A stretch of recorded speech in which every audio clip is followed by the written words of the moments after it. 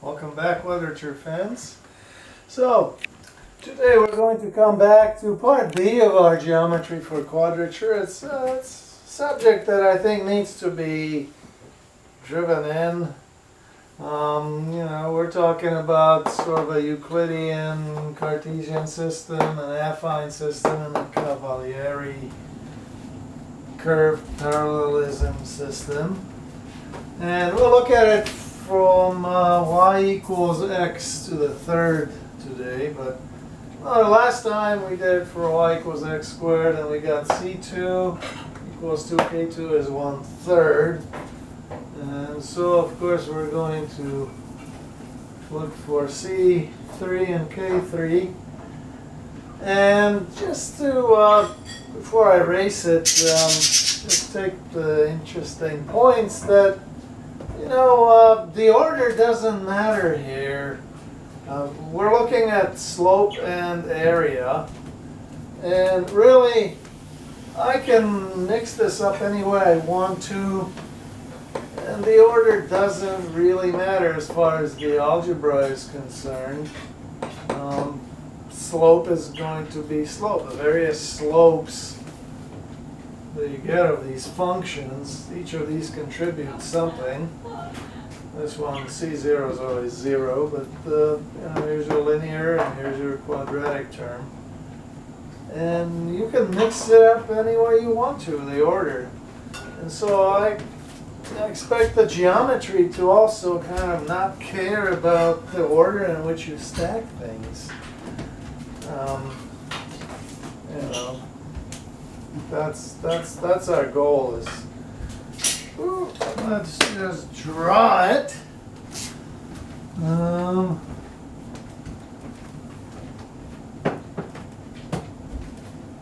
There. Y equals x to the third. Well, we need to draw a couple more lines. Yay. 0a, 2a on the x-axis, 0a squared, 8a, 8 to the third, because we're doing x third, right? And of course this will be a third power. Oh, I forgot, I gotta draw my diagonal. And here's point P, and so we'll be looking at the tangent slope right here at point P, and also the area underneath this curve, right? That's what we've been doing. So with translation, x equals a plus t. Well, that looks like this. Here's x, here's t, a, 0 minus a, right? That's simple translation, shifted by a. Well, that kind of gives us this, 1, 3, 3, 1. A to the third plus 3a squared t plus 3a t squared plus t to the third. All right. And so here we have, this is our little mini function, which will look like this. A to the third, 1, 2, 3. Here's our tangent, 3a to the third. Here's our quadratic coming in, a to the third, and here's our cubic, 3a to the third, a to the third. And we gotta draw it. Oh, is that an ugly way? It is what it is. I'm not gonna redraw it. Anyway, so that's in a Cartesian, nice Euclidean system. Things are right angles. That's what we're used to. But the mathematics doesn't necessarily care about this system. let's just try this. Maintaining parallelism, straight parallelism down. Okay, so we're going to just, these are just guidelines. Okay, we're going to draw the affine system. It's going to be the same thing, but drawn a little bit differently, right? Drawn a little bit shifted, which is exactly what I do. I do a Cavalieri style shift. And you take this, maintain parallelism, you get affine, right? So here it is. That's what it looks like. And then we gotta put one more, right? Okay, that's beginning to look ugly. And here's 0, A, 2A, and he thinks that this is the x-axis. And then there's going to be the t-axis. It's going to be basically the same thing, except minus A, 0, and A on the t-axis. A, 0, minus A. And let's just draw this thing. Okay, 0, A to the third, 8A to the third. Yeah, it looks the same way, right? I just shifted it. Okay, here's our diagonal.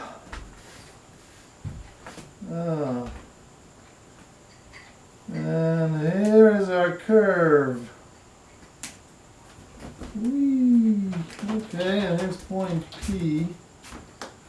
Right there. So I draw it in an affine setting, and guess what? The area is the same. All I did was just Cavalieri shift. That's it.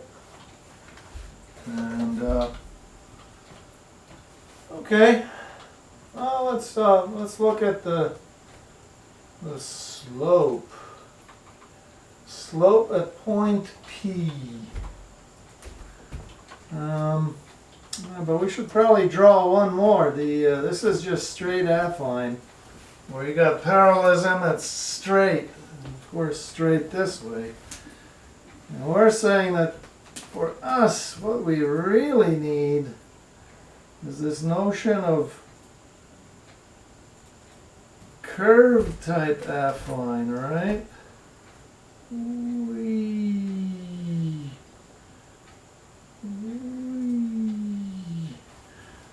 Oh, did I draw it bad? I think I drew it kind of ugly.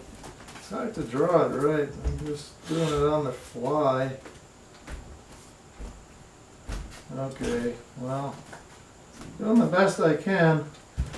But imagine I'm trying to maintain parallelism, you know, along the way here. So there is parallelism, and of course downward it's strict parallelism. So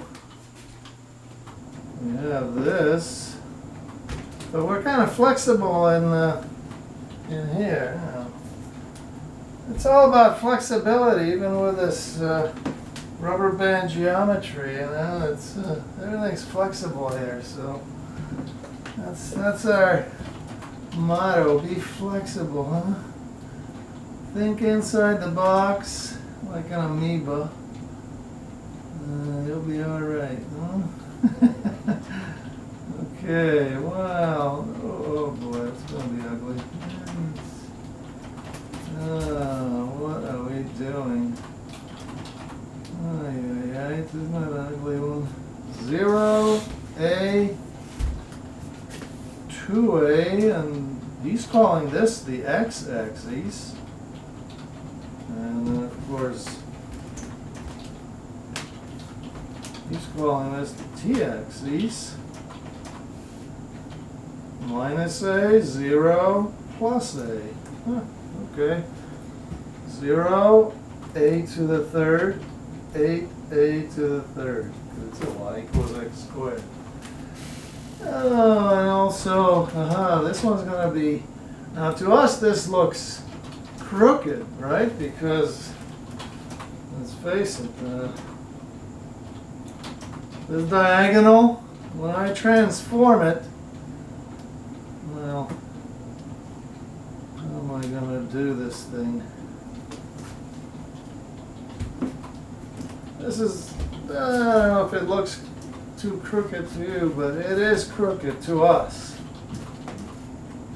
However,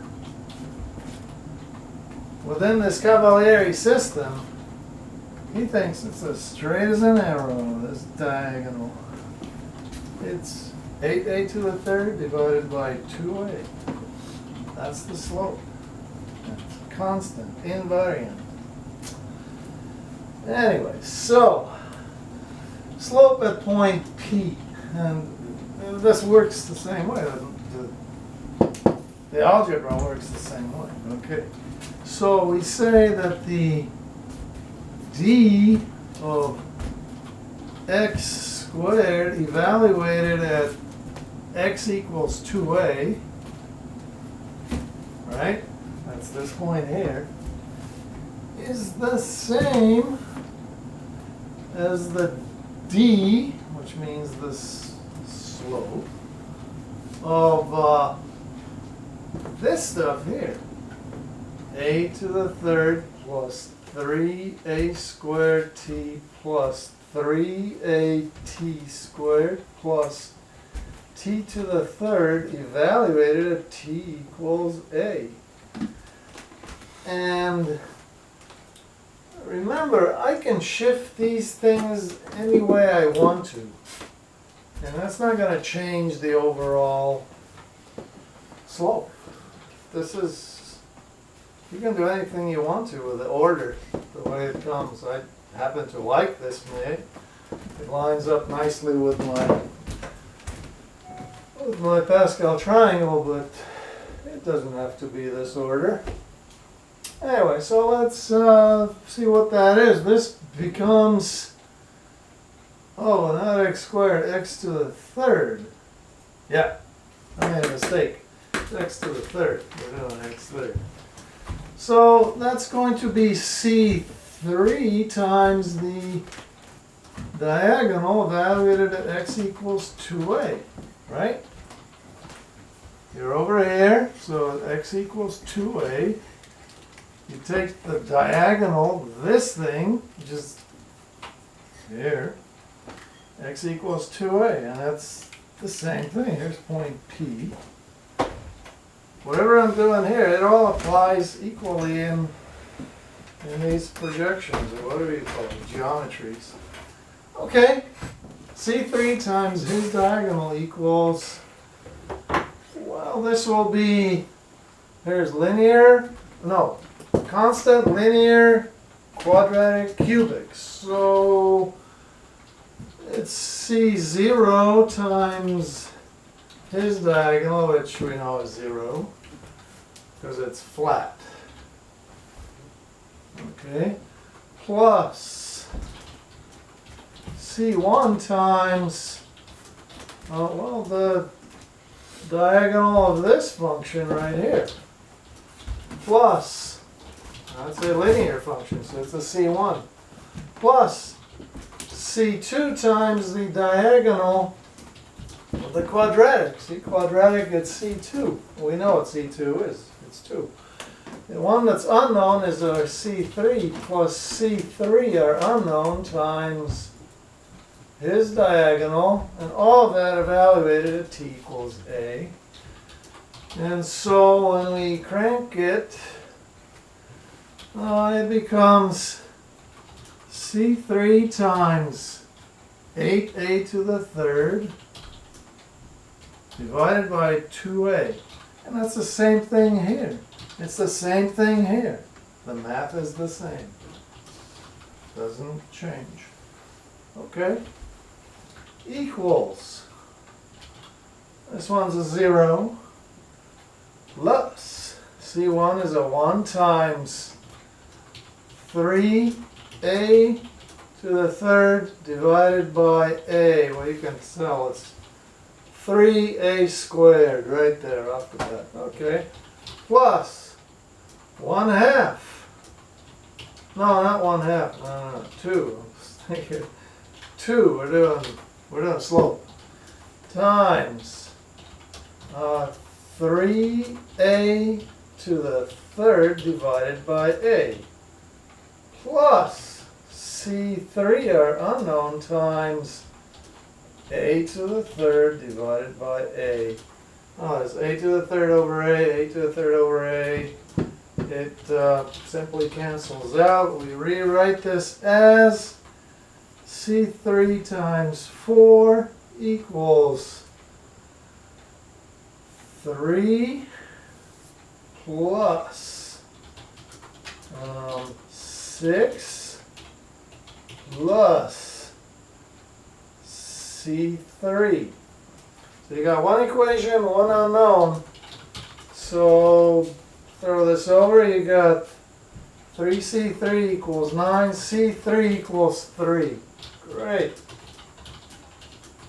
Yeah, we knew that already, but this is a reiteration. One equation, one unknown, you can solve that. And kind of, we're trying to relate it now a little more to the geometry of things, and we're essentially saying, well, you know, this slope, this slope, this slope, this slope, it doesn't matter what, you know, how you stack it. If you try to stack these things, let's say you got these three functions.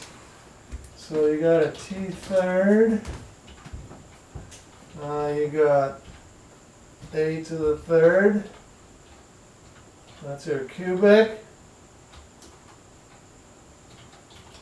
There's your quadratic, and that will give you 3a to the third. And your linear, that will give you a linear 3a to the third, and then your constant, a to the third, from 0 to a. And using Cavalieri shifts, well, it all comes together.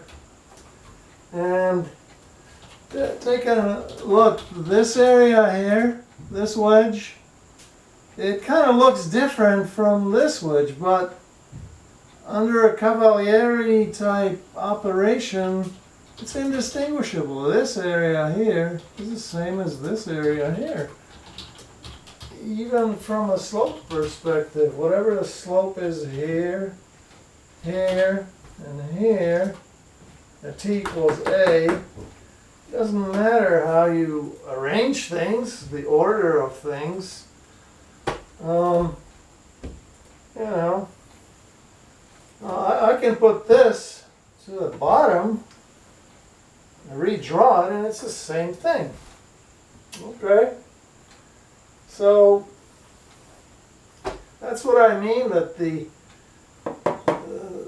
slope is really the same within the system. You know, it matches the algebra. It's like this, and it doesn't matter what order that you use, it's still there. The area. And we're always doing, notice in our videos, we're always doing slopes and we're doing areas consistently. I always do them together because I want to show that relationship. Okay, so we're going to say the signed area of x to the third evaluated at x equals 2a. And so we're talking about this big wedge evaluated at x equals 2a. Well, that equals the signed area of x to the third evaluated at x equals a. That's this little guy. See that? Plus the signed area of these four functions. 1, 2, 3, 4. Okay. That's a to the third plus 3a squared t plus 3at squared plus t to the third evaluated at t equals a. Not 0. See that? That's using our notation that we've talked about earlier in earlier videos. That allows us to express exactly what we want, what we're doing, what we're adding together. And that is, well, that's your K3 times the box. This one equals evaluated at x equals 2a.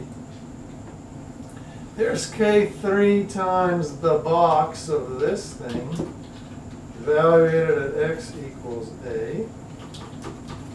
And here we get, well, that's our K0 times his box plus K1 times his box plus K2 times his box, and then the unknown K3 times his box, all evaluated at t equals a from the t perspective. So, okay, let's do it. So K3 times, what's the box? Well, it's 8 a to the third times 2a. All right. We've evaluated it. X equals 2a. This is what you get. And that equals K3 a to the third times a. And it's a to the third times a. A to the third times a. Yeah. Plus K0, that's 1, times a to the third times a. Right? That's just this rectangle, which is here, which is a rectangle here. Plus K1 is our triangle, 1/2 times, well, 3a to the third times a. Plus our quadratic, that's going to be 1/3 times 3a to the third times a, plus our cubic, unknown K3 times a to the third times a. And notice that from a algebra point of view, this and this is indistinguishable. See that? What we're saying is that, these areas, like this one here, you cannot tell, it's identical to this. And you see it, it's K3 times a third times a.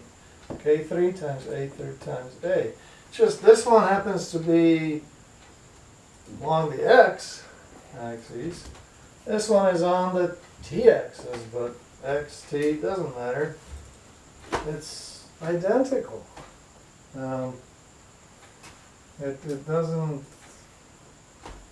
change. So a third times a, well, that will fall out because that's common. And we reconfigure and you get K3 times 16 equals K3 plus 1 plus 3/2 plus 1 plus K3.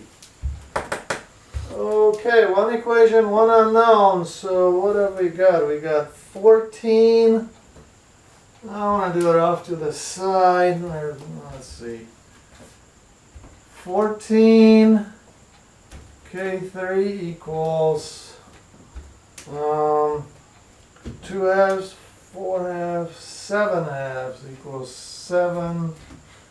Well, this is 2 times 7, so the 7's will cancel, and the 2 will end up on the bottom, so you get K3 equals 1/4. Alright, so you can see it. One equation, one unknown. And that's pretty simple. But, as I said before, I'm trying to relate it more now to the geometry of things, and particularly this got me that, here it is. Doesn't matter how you draw it. So how would we draw it here? This is 1, 2, 3. This would be our linear term. Kind of crooked. Something like that. But this area here is indistinguishable from this area here. Yeah. That's amazing. So there you have it. Cartesian, affine, and curved affine, or affine on steroids. I don't know what you call this. Cavalieri affine. Call it what you want. But there's parallelism here. But it's curved. And that's kind of what we need to jam these things together. We're essentially are doing Cavalieri shifts. This is all flexible type geometry. Cavalieri shifting. It's curves, curves, and more curves. Look at that. We just got to punch it down, and eventually we come up with a nice wedge that fits. And we're trying to match up really to our algebra. That's the whole goal of this thing, is have the geometry kind of work together with algebra. And the algebra doesn't care what order that you go and how you add things up, and like I said, to us this looks very different, this and this, but within this flexible geometry, this Cavalieri geometry, well, these are indistinguishable. They're the same. Because you're just shifting things around, but you're not changing the area. And what's interesting is within the system, even this diagonal itself is invariant. I don't know. I might be wrong.